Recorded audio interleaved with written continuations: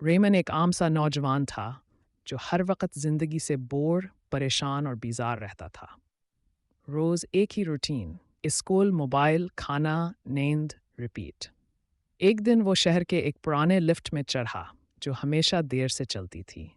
Lift کے اندر صرف 3 button تھے۔ ریمن نے بور ہو کر بٹن نمبر 3 دبا دیا۔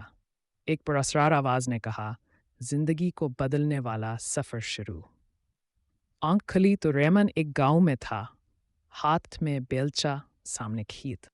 ایک دانا بوڑے نے کہا، یہاں تمہیں اپنی زندگی خود اگانی ہے۔ ریمان نے ہنسی مذاق میں کہا، میں زراعت نہیں جانتا، انٹرنیٹ دو۔